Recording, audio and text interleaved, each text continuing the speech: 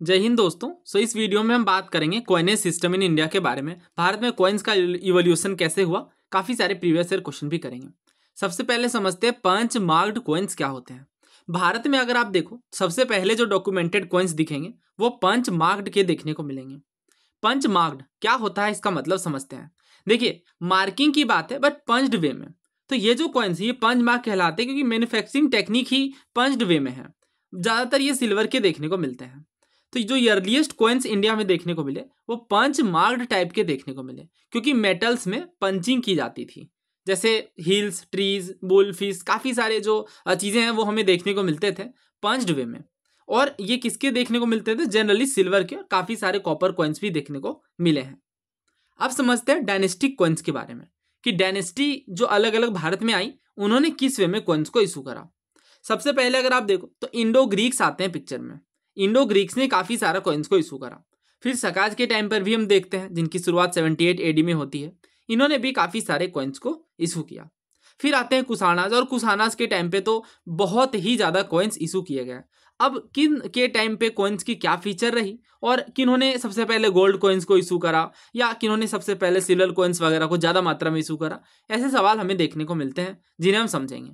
पहला सवाल यह है कि सबसे पहले रूलर्स कौन रहे जिन्होंने कॉइन्स को इशू करा। तो आप देखोगे इंडो ग्रीक थे। इंडो ग्रीक पहले रूलर्स रहे भारत में जिन्होंने अलग अलग कॉइन्स को इशू करा, जैसे गोल्ड के, सिल्वर के, कॉपर के, निकल के। और डेफिनेटली ये तो डायनेस्टी से ही संबंधित रहे। और भारत में फर्स्ट गोल्ड कॉइन को इशू करने का श्रेय भी इंडो ग्रीक को जाता है, जिसकी संख्या कुशाणाज के टाइम पर बढ़ जाती है। ठीक है। इवन जो सकाज, पार्थियन, सत्रप, इनके भी जो कॉइन्स हैं ये भी इंडो ग्रीक कॉइनेज सिस्टम को ही फॉलो करते हैं। इनमें खासियत क्या है? तो खासियत आपको बाइलिंगुअल देखने को मिलेंगी, दोनों भाषा रहेगी, और जो भी उनमें किरदार रहेंगे उनमें भी बाय स्क्रिप्ट देखने को मिलेगी। अभी समझते हैं इमेजेस से।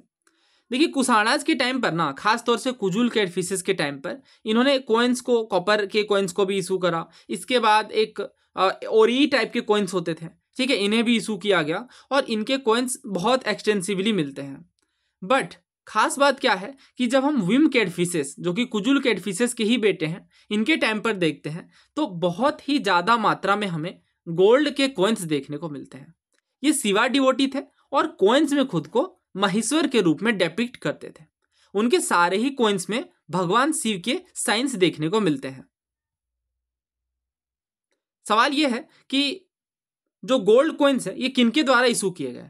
तो गोल्ड कॉइन सबसे पहली बार इंडो ग्रीक्स के द्वारा इशू किए गए, बट बाद में कुशाणाज के टाइम पर ये बहुत ज्यादा मात्रा में इशू किए गए। समझ गए ना? तो गोल्ड कॉइन्स जैसे मैंने बताया कुशाणाज के टाइम पर काफी ज्यादा मात्रा में देखने को मिले, बट सातवाहंस ने गोल्ड कॉइन की बजाय लेड के कॉइन्स को इशू ज्यादा मात्रा में किया। तो ये बात बहुत इंपॉर्टेंट है। डायरेक्ट क्वेश्चन बनते हैं कि लेड के कॉइन्स किन्होंने इशू करे? सातवाहन डायनेस्टी ने। और सातवाहन डायनेस्टी का टाइम पीरियड क्या है, इंपॉर्टेंट रूलर्स कौन रहे, सारे सवाल हमने कवर किए हैं। उम्मीद है आपने रिवीजन भी किया होगा अच्छे से। तो ये बात आपको बहुत अच्छे से समझ लेनी है कि सातवाहन के टाइम पर जो कॉइन्स रहे वो लेड के रहे। इंडो ग्रीक्स ने सबसे पहले भारत में गोल्ड कॉइन्स को इशू किया, बट ज्यादा मात्रा में श्रेय इशू करने का श्रेय कुशाणाज को जाता है। सिल्वर कॉइन्स इशू करने का श्रेय सबसे पहले चंद्रगुप्त सेकंड को जाता है, और इन्होंने कॉपर के कॉइन्स को भी इशू करा, और जो कॉइन्स हैं उनमें चंद्रा के रूप में खुद को रेफर किया है। यही चीज आप देखोगे मेहरौली पिलर इंस्क्रिप्शन में, तो उसमें भी चंद्र नाम के राजा का उल्लेख है, जो कि चंद्रगुप्त सेकंड से मेल खाता है, और ये क्वेश्चन पूछा गया एग्जाम में, ध्यान रखिएगा। इसके बाद गोल्ड कॉइन्स भी इशू किए गए गुप्त डायनेस्टी के टाइम पर, जिन्हें दिनार कहा जाता था। ठीक है, गोल्ड कॉइन्स क्या होते थे? दिनार होते थे। अब क्वेश्चन को कवर करते हैं। तो ये सिविल सर्विस में पूछा गया था, मिडिवल इंडिया में फणम शब्द का क्या अर्थ है? क्लोथिंग से संबंधित है, कॉइन से, ऑर्नामेंट से, या वेपन से? तो ये हमारी बुक में, काफी सारी बुक में कवर्ड मिलेगा, जिनमें से लूसेंट भी शामिल है। विजयनगर रूलर्स के टाइम पर हमें गोल्ड कॉइन्स देखने को मिलते हैं। उन गोल्ड कॉइन्स को वराह कहते हैं। वराह भी कह सकते हो या पेगोडा भी कहते हैं। ये जो वराह है इसका हाफ होता था, इसका जो हाफ है वो होता था पर्टा। ठीक है, पर्टा। और पर्टा का भी 1/10 होता था फणम। तो बहुत ही छोटी यूनिट है। आप समझ सकते हो कि मतलब जिस तरीके से पैसे होते थे ना, 1 रुपीज में 100 पैसे, उसी तरीके की कुछ छोटी यूनिट देखने को ये मिल रही है। सारे के सारे यहाँ पे गोल्ड कॉइन देखने को मिले विजयनगर एम्पायर में, और जो जीतल के कॉइन थे वो कॉपर कॉइन थे। ठीक है, तो वराह जो है ये गोल्ड कॉइन है, पलटा भी ये गोल्ड कॉइन है, और फणम जो है वो पलटा का ही 1/10 है, तो डेफिनेटली ये भी एक गोल्ड कॉइन है। विजयनगर एम्पायर पे कॉपर कॉइन भी देखने को मिले जो कि जीतल कहलाते थे। एक और कॉइन था, ठीक है, तार के रूप में कहा जाता था, ये एक सिल्वर का कॉइन होता था। ये सवाल एनडीए का है recently. First coins in Indian history bearing the name and images of ruler were issued by the. Bharat में पहली बार जो सिक्के जारी किए गए जिनमें राजाओं के नाम और छवियां अलंकृत रही, वो किनके द्वारा इशू किए गए? मौर्याज, पुष्यभूतिज, गुप्ता या इंडो ग्रीक?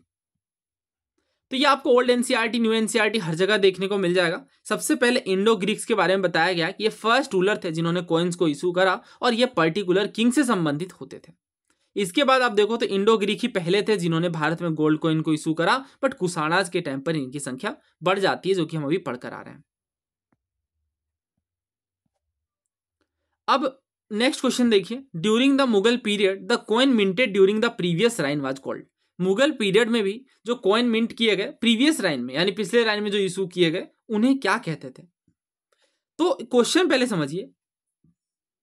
क्वेश्चन ये कहना चाह रहे हैं कि मुगल पीरियड चल रहा है, पहले भी कुछ राजाओं के राइन रहे होंगे, कुछ डेनेस्टीज रही होंगी, तो उनके टाइम पर जो कॉइन मिंट किए गए, जो पुराने वाले कॉइन है, उन्हें क्या कहा जा रहा है? खजाना, चालनी, मोहर या बिखा? तो ये जो वर्ड्स है ना, ये आपको देखने को मिलेंगे इग्नू के मटेरियल्स में। इन्होंने काफ़ी डिटेल में कॉइन्स पर बात करी है, मुगल कॉइनेज है, मुगल मिंटिंग सिस्टम है, ठीक है, बट हम अपने काम की चीज़ें पढ़ेंगे, ठीक है। यस, तो सबसे पहले इन्होंने दाम के बारे में बताया। देखिए यहाँ से ना आपका मतलब कहने को ये मुगल पीरियड, बट दिल्ली सल्तनत वाला भी पूरा कवर हो जाएगा, ठीक है, तो ध्यान से समझिएगा। सबसे पहले हमें समझना है दिल्ली सल्तनत के टाइम पर। तो दिल्ली सल्तनत के टाइम पर हम सबसे पहले देखते हैं कि शेर शाह का नाम आता है। दिल्ली सल्तनत के बाद ऑब्वियसली शेर शाह की अलग ही इंट्रेंजम है, राइट, बट फर्स्ट टाइम हमें standardised silver coin Sher Shah के टाइम पर ही देखने को मिलते हैं, जिसे रुपया कहा जाता था। वेरी वेरी इंपॉर्टेंट, रुपया क्या था? रुपया क्या था? एक सिल्वर कॉइन था जो कि 178 ग्रेन्स के इक्वल देखने को मिलता था। मिंटिंग पर्पस से एलॉय ऐड किए गए। हमें पता है कि कॉइन्स जो है वो कंप्लीट सिल्वर या कंप्लीट गोल्ड के इशू करना काफी प्रॉब्लमेटिक रहेगा, तो इनमें चीजें भी मिक्स की जाती थी, तो 4% जो है ये मिक्सिंग देखने को मिल रही थी। ये जो रुपया है जो कि शेर शाह सूरी के द्वारा इंट्रोड्यूस किया गया या उनके द्वारा एक्सटेंसिवली यूज किया गया, क्योंकि उन्होंने फर्स्ट टाइम स्टैंडर्डाइज करा था रुपया को, ठीक है, वही चीज कंटिन्यू की गई अकबर के द्वारा। देखिए जो पॉलिसीज रही ना शेर शाह की, वो बहुत सारी पॉलिसीज को डायरेक्टली अडॉप्ट किया गया अकबर के द्वारा बिकॉज ऑफ कन्वीनियंस, तो ये भी ध्यान रखिएगा। इसके बाद औरंगजेब के टाइम पर हम देखते हैं कि जो रुपया का वेट है वो बढ़ जाता है, वो 180 ग्रेन्स हो जाता है। मुगल्स ने गोल्ड कॉइन को भी इशू करा, जिन्हें अशरफी या मुहर कहते थे। जिन्हें क्या कहते थे? अशरफी या मुहर। तो अशरफी कैसे कॉइन्स होते थे? गोल्ड कॉइन्स होते थे, ठीक है, गोल्ड कॉइन्स। ये जनरली होल्डिंग पर्पस के लिए, मतलब जिसके पास बहुत ज़्यादा धन है उस टाइम पे, वो गोल्ड के कॉइन्स रखना पसंद करते थे, बिकॉज कम ही स्पेस में या कम ही बहुत ही कन्वीनियंटली काफ़ी ईजिली तरीके से कमर्शियल ट्रांजेक्शन वगैरह में भी जो है वो इसका इस्तेमाल नहीं हो रहा है, तो डेफिनेटली वो होल्डिंग के लिए रख सकते हैं गोल्ड कॉइन्स को, ठीक है। तो ध्यान रखिएगा अशरफी या मुहर कहलाते थे। अच्छा, स्मॉलेस्ट ट्रांजेक्शन के लिए क्या था? डे टू डे लाइफ में ट्रांजेक्शन करना है, कुछ ग्रेन्स वगैरह खरीदने हैं उनके लिए, तो वो दाम कहलाते थे। ये जो दाम के कॉइन्स है ना, वो कॉपर कॉइन्स होते थे। बस आप ये समझ लीजिए कौन से कॉइन्स स्टेट पीएससी में बहुत ज़्यादा काम आएंगे, और सिविल सर्विसेज में भी तो अब सवाल आते ही हैं। तो दाम जो है वो कॉपर के कॉइन्स कहलाते थे। औरंगजेब के टाइम पर जो दाम की वेट है उसे घटा दिया गया, बिकॉज मे बी उस टाइम पे कॉपर की शॉर्टेज रही हो। इसके बाद कौड़ीज भी यूज होने लगे, ठीक है। वो अभी भी आप सुनते होंगे, कौड़ी वर्ड का बहुत ज़्यादा यूज होता है, मेरे पास फुटी कौड़ी नहीं है, या कौड़ी के भाव बिक गई चीज़ें, तो मतलब कौड़ी जो है वो सबसे छोटी यूनिट मान सकते हो आप, ठीक है। और ये कोस्टल एरियाज में ऑब्वियसली कोस्टल एरियाज से निकाली जाती होंगी, और ये मालदीव आइलैंड से भी लाए जाते होंगे, और 2500 कौड़ी मिला करके 1 रुपया बनता था। बहुत ही छोटी यूनिट है, बहुत ही सस्ती यूनिट थी उस टाइम, ठीक है। इसके बाद सिल्वर रुपया देखने को मिला, और इसमें भी आप देखो तो सबसे जो फेमस कॉइन्स रहा वो महमूदीज था, ठीक है। महमूदीज जो है ये एक सिल्वर कॉइन था, गुजरात में एक्सटेंसिवली यूज किया गया, और मुगल रूल जब गुजरात में स्टेब्लिश हो गया तो इवन गुजरात में इसकी मिंटिंग भी देखी जाने लगी। विजयनगर एम्पायर में हम गोल्ड कॉइन भी देखते हैं, ठीक है, जिसे हूण या पेगोडा कहा जाता था। अभी हमने ये पढ़ा ना कि गोल्ड कॉइन्स क्या कहलाते थे? पेगोडा कहलाते थे। पेगोडा की बहुत छोटी यूनिट थी, ठीक है, पलटा, फिर पलटा के बाद फणम, राइट। और इसमें जब विजयनगर एम्पायर डिसइंटीग्रेट कर जाती है, बिखर जाती है, उस टाइम पे आप देखोगे तो बहुत सारे डेक्कन किंगडम्स ने भी कॉपर के कॉइन्स को यूज करा और टंका को भी यूज करा, ठीक है। और भी कुछ टर्म्स हैं, जैसे जो न्यूली मिंटेड कॉइन्स थे, जो हाल में मिंट किए गए, ठीक है, वो ताज़ा सिक्का कहलाते थे। ताज़ा का मतलब न्यू, ठीक है। और जो कॉइन इशू किए गए और सर्कुलेशन में है, ठीक है, राजा के टाइम पर, वो चलनी कॉइन्स कहलाते थे। चलनी का मतलब जो प्रचलन में है, वहीं से वर्ड बना है चलनी, ठीक है, चलनी जो चलन में है, ठीक है। तो वो कॉइन्स कहलाते थे चलनी कॉइन्स। ताज़ा सिक्का मतलब जो बहुत ही हाल में इंट्रोड्यूस किया गया, जैसे इस साल या पिछले साल, मैं मुगल डायनेस्टी की बात कर रहा हूँ उस टाइम पे, ठीक है। बट जो चलन में है, जो 8-10 साल 20 साल पहले से चलन में है, वो कहलाते थे चलनी कॉइन्स। और जो पिछले राजाओं के द्वारा इशू किए गए, वो कॉइन्स कहलाते थे खजाना। आई होप ये क्लियर है सारी चीजें, ठीक है। सबसे पहले आएंगे ताज़ा सिक्का, फिर चालनी, फिर खजाना। अभी तक हमने जितना पढ़ा, हर एक चीज की लिस्टिंग है यहाँ पे। सबसे पहले दाम है copper coin, very very important, ध्यान रखना है आपको, ठीक है। 40 दाम मिला करके एक चांदी का रुपया बनता था, रुपया मतलब चांदी के सिक्के। इसके बाद हूण या पैगोडा है, जो कि गोल्ड कॉइन्स होते थे विजयनगर एम्पायर के। फिर खजाना है, जो कि coins minted in the previous reign. उसके बाद महमूदीद हैं, जो कि एक्सटेंसिवली गुजरात में देखने को मिले, और ये चांदी के सिक्के होते थे। फिर ट्रॉय है, तो ट्रॉय जो है वो ब्रिटिश सिस्टम था जिसमें मेजरमेंट की जाती थी, ठीक है। इसके बाद टंका है, और टंका जो है ये सिल्वर कॉइन होता था, ठीक है। टंका जो है वो सिल्वर कॉइन होता था। इसके बाद ताज़ा सिक्का है, मैंने बताया ताज़ा का मतलब जो बिल्कुल रिसेंटली हाल ही में इंट्रोड्यूस किए गए हैं किंग के द्वारा, कॉइन्स जो मिंट किए गए हैं। तो आई होप बहुत क्लियर होगा ये अच्छे से, ठीक है। हम बात कर रहे हैं किन की, आंसर तो इसका ये है, ठीक है, ये तो हमने पढ़ ही लिया, खजाना की बात कर रहे हैं। After conquering the Sakas which of the following metal coin was introduced by Chandragupta second. तो मैंने बताया चंद्रगुप्त सेकंड ने जो है वो सिल्वर के कॉइन्स इशू करे, ठीक है। Answer is B. ये सीएपीएफ का सवाल है, आपसे नॉट करेक्ट पूछा जा रहा है। पहले कह रहे हैं जो इंडो ग्रीक थे, ये पहले कॉइन्स इन्होंने ऐसा इशू करा जिसमें राजा के नाम और छवियां देखने को मिली। दूसरा कुशाणाज पहले थे जिन्होंने गोल्ड कॉइन को इशू करा। तीसरा कुशाणाज के जो गोल्ड कॉइन थे वो डिफरेंट थे वेट में। किनसे डिफरेंट थे? तो वैसे कॉइन थे जो कि कंटेम्पररी रोमन एम्परर से डिफरेंट थे। और अगला कह रहे हैं कि जो कुशाणाज के गोल्ड कॉइन है ये हमें सेवरल साइड से देखने को मिले नॉर्थ इंडिया और सेंट्रल एशिया में। तो ये जो सवाल है ना, ये थीम्स एनसीईआरटी से पहले हम कवर करते हैं। तो ये मैंने कंप्लीट पढ़ाई यूट्यूब पे, ठीक है। किंग्स, फार्मर्स एंड टाउन्स वाला चैप्टर है। ओके, तो कॉइन्स एंड किंग्स की बात करते हैं। सबसे पहले हमें पंच मार्क्ड कॉइन्स देखने को मिले 6th सेंचुरी बीसी के आसपास। किसके? सिल्वर और कॉपर के। और ये अर्लीस्ट कॉइन माने जाते हैं जो मिंट किए गए। इसके बाद आप देखो तो हमें काफ़ी सारे और भी कॉइन्स देखने को मिलते हैं। जो फर्स्ट किंग जिसमें नेम और इमेजेस देखने को मिली रूलर्स की, वो इंडो ग्रीक थे जिन्होंने कंट्रोल स्टेब्लिश करा नॉर्थ वेस्टर्न पार्ट में 2nd सेंचुरी बीसी में। फर्स्ट गोल्ड कॉइन्स इशू किए गए कुशाणाज के द्वारा।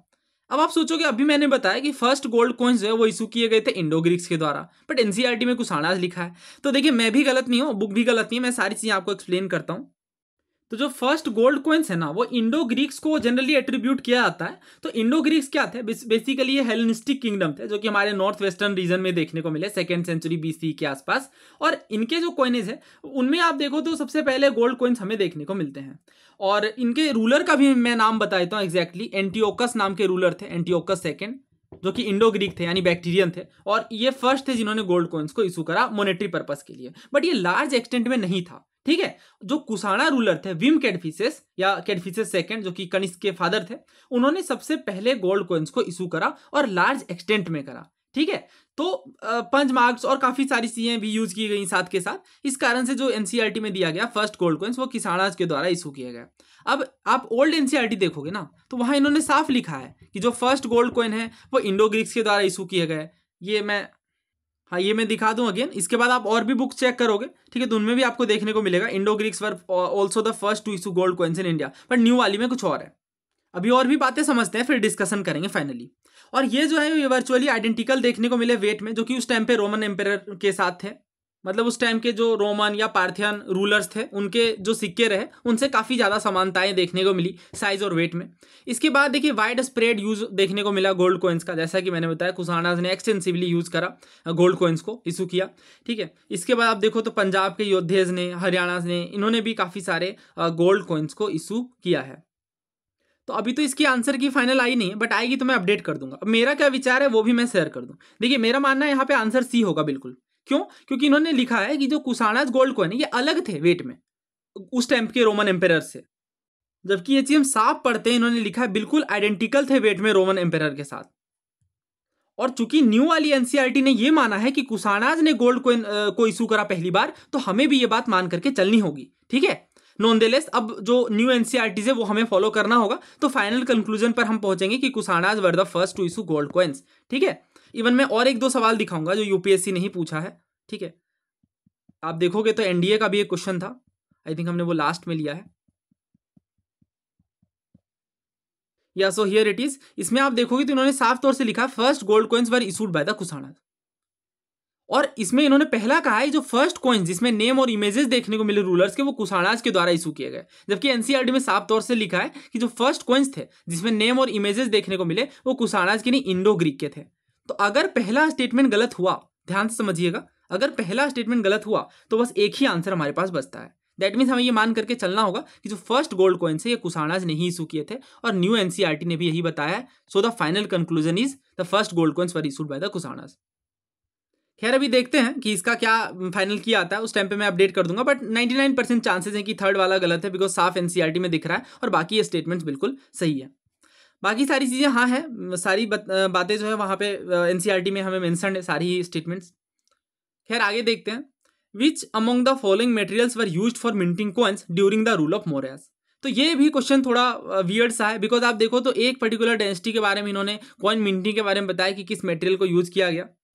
तो मॉडर्न डायनेस्टी के टाइम पर जो ज़्यादातर सिक्के रहे वो सिल्वर और कॉपर वगैरह के देखने को मिले, खास तौर से जो सिल्वर का कॉइन है वो सबसे ज़्यादा यूज किया गया। ठीक है, इसे करसापण कहा जाता था, करसापण ये सबसे ज़्यादा यूज किया गया, और ये फेमस भी है जो सिल्वर वाली कॉइन है। इवन जो कॉपर के कॉइन है ये भी हमें देखने को मिले जिनमें ताम्र रूप वगैरह है। ठीक है, तो सिल्वर और कॉपर के साथ हम जाएंगे क्योंकि सबसे ज़्यादा यही यूज किए गए। नेक्स्ट क्वेश्चन देखिए, अगेन आपसे 200 से 300 एडी के बीच का बारे में कॉइन्स के बारे में पूछा जा रहा है, 200 बीसी से लेकर 300 एडी के बीच।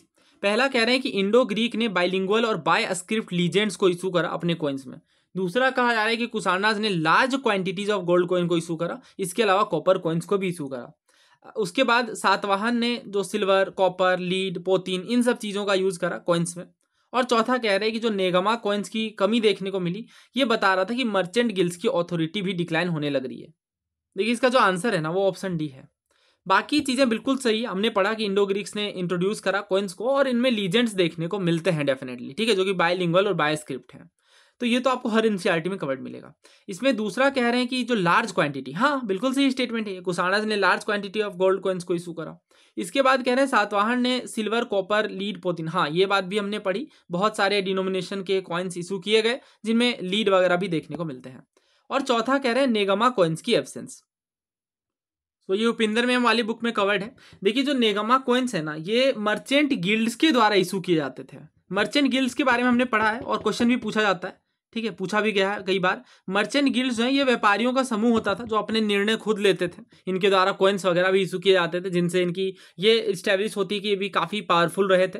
तो कुछ कॉइन्स में हमें नेगमा देखने को मिलता है, और नेगमा या पंचनेकामा, तो एक्चुअली तक्षशिला के कॉइन्स आप देखो तो इनमें देखने को मिला कि पंचनेकामे के लीजेंड देखने को मिले, जो कि माना जाता था कि 5 गिल्ड्स ने मिलकर इशू करा है। तो असल में जो नेगमा है ये गिल्ड को रिप्रेजेंट करता है। ठीक है, तो इनकी एज सच कोई एब्सेंस नहीं देखने को मिली। ठीक है, और अगर देखने को मिली तो ऐसा नहीं है कि गिल्ड्स की ही अथॉरिटी कमजोर हो गई। ठीक है, वैसी कोई बात नहीं है।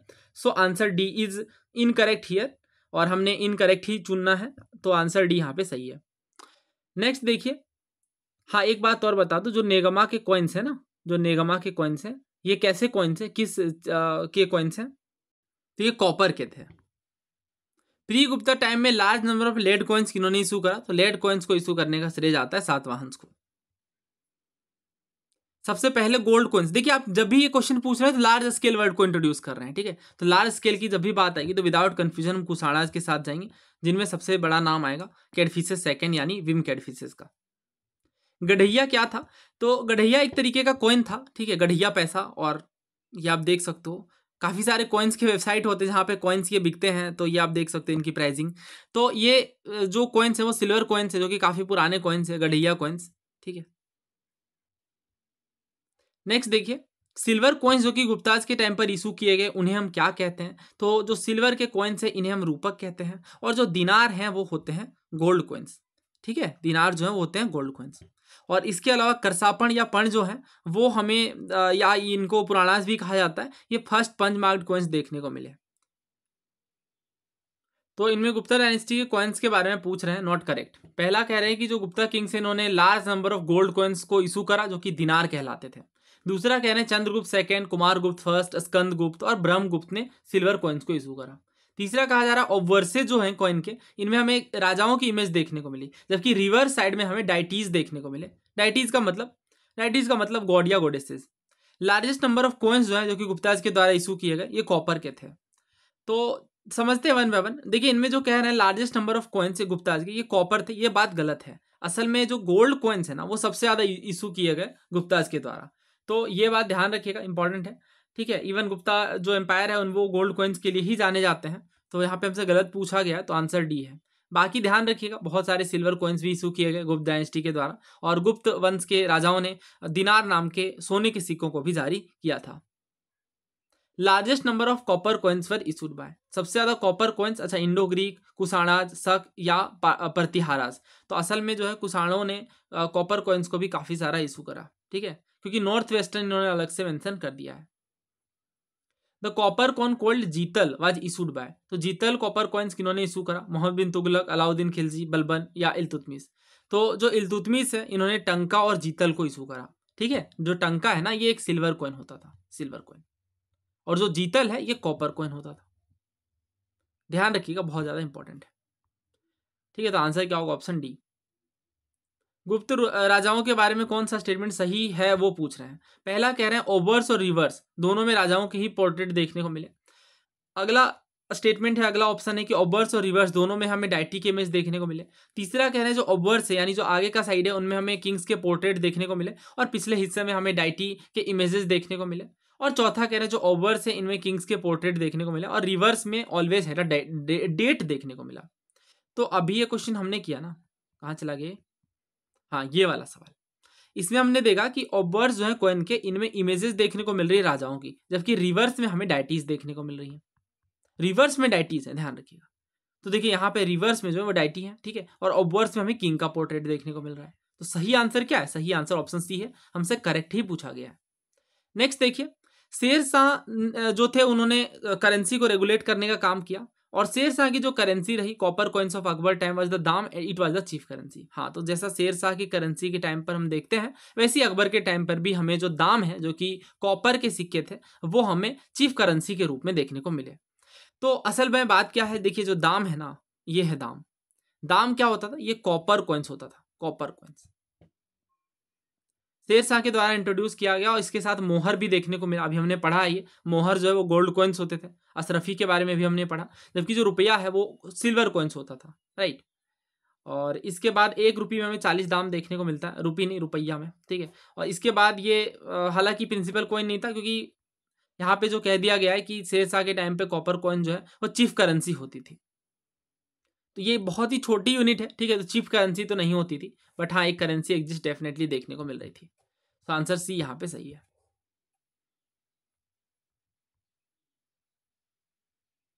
इंडो ग्रीक और कुषाण राजाओं के कॉइन्स में क्या समानताएं थी?